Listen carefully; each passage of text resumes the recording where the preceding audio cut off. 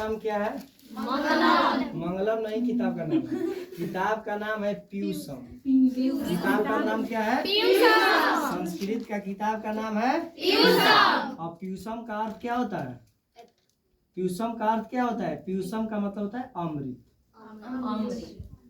पीयूषम का मतलब होता है अमृत। और ये पहला पाठ का नाम है मंगलम। पहला पाठ का नाम है मंगलम। मंगलम का मतलब होता है कल्याण, कल्याण करना, ठीक ना? कल्याण करना, या उसको एक और कहते हैं क्या? शुभ।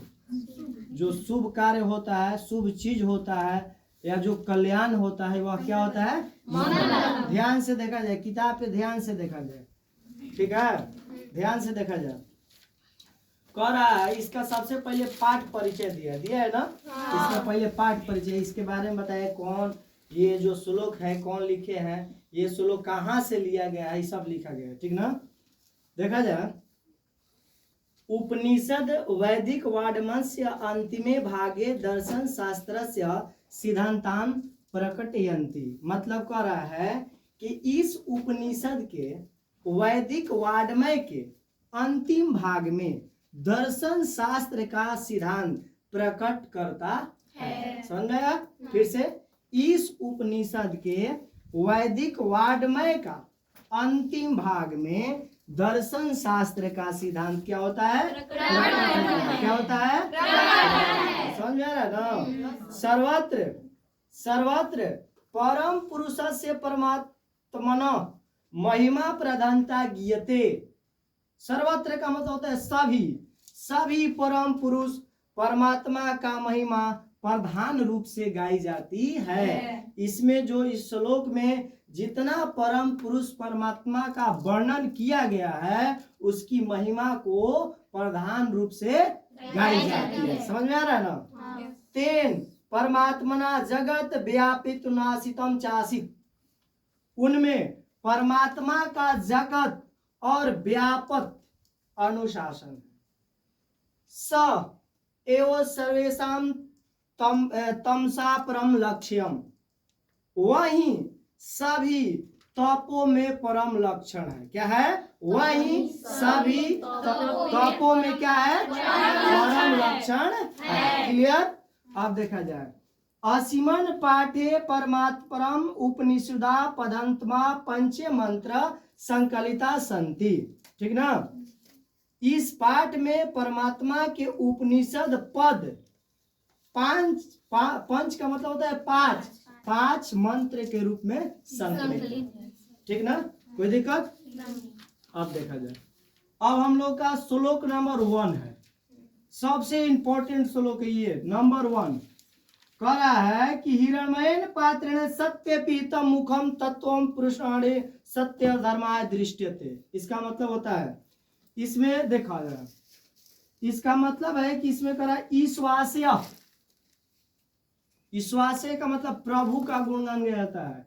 हे प्रभु, ईश्वास्य मतलब ईश्वर का। हे प्रभु सत्य का मुख, हे प्रभु सत्य का मुख सोने जैसे पात्र से ढका हुआ होता है। हे प्रभु सत्य का मुख सोने जैसे पात्र से ढका हुआ होता है। और सत्य धर्म के लिए मन से माया मोह को त्याग देना चाहिए, तभी सत्य की प्राप्ति संभव है। फिर से, हे प्रभु सत्य का मुख सोने जैसे पात्र से ढका होता है, सत्य धर्म के लिए मन से माया मोह को त्याग देना चाहिए, तभी सत्य की प्राप्ति संभव है। हम विस्तार से बताते हैं, ठीक ना? यानी जो व्यक्ति सत्य बोलता है, इस श्लोक का भावार्थ, ठीक ना? जो व्यक्ति सत्य बोलता है, उसका जो मुख है वह सोने जैसे पात्र से ढका होता है। और उसके बाद यदि हम लोग को सत्य की प्राप्ति करना हो, सत्य की प्राप्ति करना हो, तो हम लोग क्या करेंगे? मन से माया मोह को त्याग करेंगे। मतलब कि जब हम दूसरे से माया मोह लगाएंगे, तब हम लोग झूठ बोलेंगे। बात समझ में आ रहा है ना? जब हम दूसरे से माया मोह को लगाएंगे, तब जरूर झूठ बोलेंगे। इसलिए सत्य को प्राप्त करेंगे तो अगर मन से माया मोह को त्याग देंगे तब क्या होगा? तब सत्य की प्राप्ति संभव है। देखा जाए श्लोक पहला समझ में आ गया। चला जाए दूसरा का। अरोण्यान महतो मह्यान आत्मस्य जंतो निहितम गोयाम तक्रमतु पश्यति वीत शोक धातु प्रसाद मन मिनात्मन। इसका मतलब कह रहा है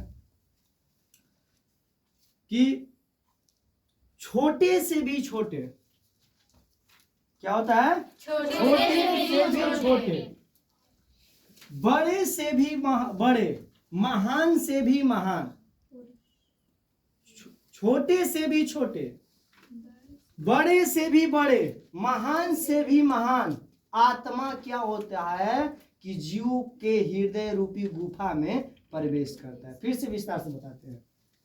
जीव के हृदय रूपी गुफा में, जीव के हृदय रूपी गुफा में छोटे से भी छोटे, बड़े से भी बड़े, महान से भी महान आत्मा विद्यमान रहती है। फिर से जीव के हृदय रूपी गुफा में छोटे से भी छोटे, बड़े से भी बड़े, महान से भी महान आत्मा विद्यमान रहता है। ठीक ना? उससे परम सत्य के दर्शन मात्र से, उस परम सत्य के दर्शन मात्र से जीव शोक रहित होकर परमात्मा में एकाएक हो जाता है। समझा? इसका मतलब है कि जितना बड़ा जीव हो, जितना छोटा जीव हो, उसमें आत्मा जरूर विद्यमान रहता है, एकदम निश्चित।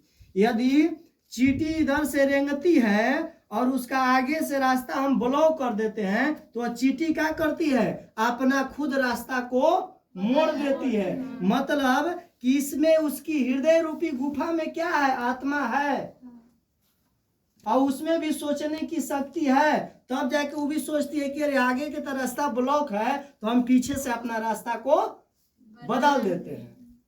इसलिए जितना बड़ा जीव हो, जितना छोटा जीव हो, उसमें आत्मा विद्यमान रहता है। और वह क्या होता है? उस परम सत्य के दर्शन मात्र से जीव शोक रहित होकर परमात्मा में एकाएक हो जाता है।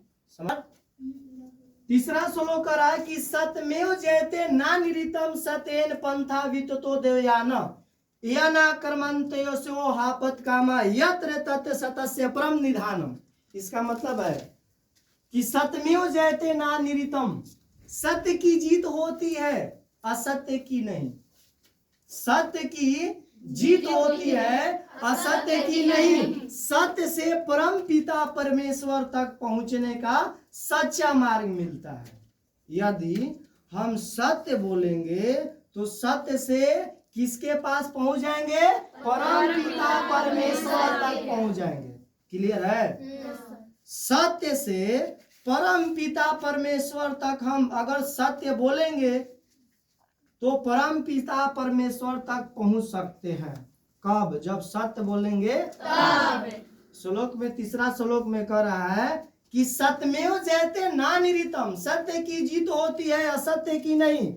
सत्य से परम पिता परमेश्वर तक पहुंचने का क्या होता है? सच्चा मार्ग मिलता है, जिसके द्वारा, इसमें कह रहा है ना, इसमें एना क्रमते हापत कामा यत्र तत् सतस्य परम निधानम।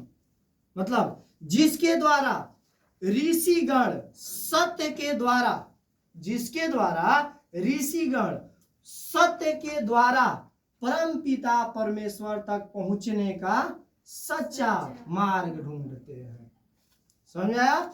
जिसके द्वारा ऋषिगण सत्य के द्वारा परम पिता परमेश्वर तक पहुंचने का रास्ता को ढूंढते हैं। क्लियर? तीसरा श्लोक क्लियर।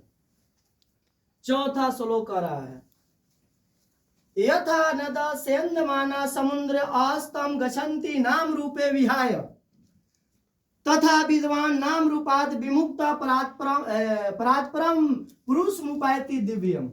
इसका मतलब है यथा नद, जिस प्रकार, चौथा श्लोक है, समझ आ रहा ना?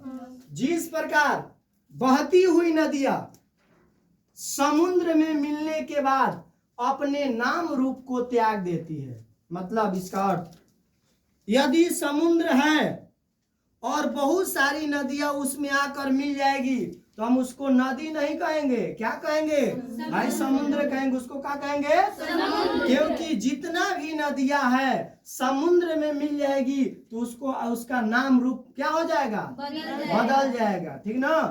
तो मतलब कह रहा है कि जिस प्रकार बहती हुई नदियां समुद्र में मिलने के बाद अपने नाम रूप को त्याग देती है, उसी प्रकार परम पिता परमेश्वर उसी प्रकार इसके बाद तथा विद्वान नाम रूप विमुक्त ना, उसी प्रकार जो विद्वान है परम पिता परमेश्वर तक पहुंचते ही अपने नाम रूप को क्या करते हैं? त्याग देते हैं। उसी प्रकार विद्वान परम पिता परमेश्वर तक पहुंचते ही अपने नाम रूप को क्या करते हैं? त्याग देते हैं। चौथा श्लोक समझ में आया? वेदामेहंतम पुरुषम महांतम आदित्य वर्णम तम सब परस्तात तमेव विदित्वाति मृतमेव नान्य पंथा वितते अन्यनाय। इसका मतलब है कि वेद जो है, वेद आदित्य वर्ण सूर्य के समान, वेद आदित्य वर्ण सूर्य के समान दिव्य प्रकाश में क्या है? विराजमान है। दिव्य प्रकाश में क्या है? फिर से, वेद आदित्य वर्ण सूर्य के समान दिव्य प्रकाश में क्या है? विराजमान है। ज्ञानी जन, सुना जा ध्यान से, उनका साक्षात्कार करके और उस प्रकाश दिव्य स्वरूप वेद रूप का ज्ञान करके परम पिता परमेश्वर तक पहुंचते हैं। क्या करते हैं? परम पिता परमेश्वर तक पहुंचते हैं। मतलब जो विद्वान होते हैं, ठीक ना, वह क्या करते हैं? वेदों का अध्ययन करते हैं, वेदों का अध्ययन करते हैं। और वेदों का अध्ययन करने के बाद वह क्या करते हैं? सत्य के द्वारा अपने रास्ता को ढूंढकर वह परम पिता परमेश्वर तक पहुंचते हैं। समझ आ गया? चलिए, ओके।